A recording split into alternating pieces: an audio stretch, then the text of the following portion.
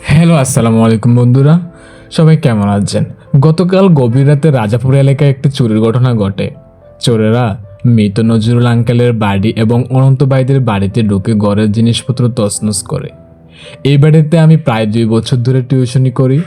পরিবারগুলো আর্থিক অবস্থা অত্যন্ত নাজুক। অনন্ত ভাইয়ের মা আন্টি অসুস্থ অবস্থায় কষ্ট করে চলাফেরা করেন, তবুও চোরেরা তাদের ছাড় দেয়নি।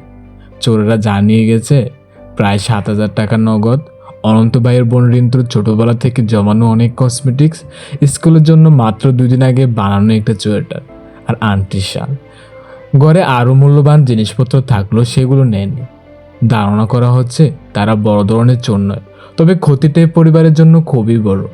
রাজাপুর ও খেতাসার এলাকায় সবাই যারা এই খবরটি দেখছেন, অনুগ্রহ করে শেয়ার করুন এবং সবাইকে সতর্ক করুন। স্বাধীন দেশে মানুষ নিজের বাড়িতে যদি এইভাবে হামলা হয়রানির শিকার হয়, তাহলে তা অত্যন্ত দুঃখজনক। বিশেষভাবে লক্ষ্য করা যায়, চোরদের মূল টার্গেট ছিল অনন্ত ভাইদের পরিবারে, কারণ ঘটনার একদিন আগে অনন্ত ভাই ট্যুরে গিয়েছিল আর আন্টিরা তাদের বাবার বাড়িতে গিয়েছিল। সেই সুযোগটা এনে চোরেরা ছাদের উপর দিয়ে গড়ে ভিতর প্রবেশ করে আজ বাড়িতে ফিরে এসে আন্টিরা দেখে ভয়ানক অবস্থা।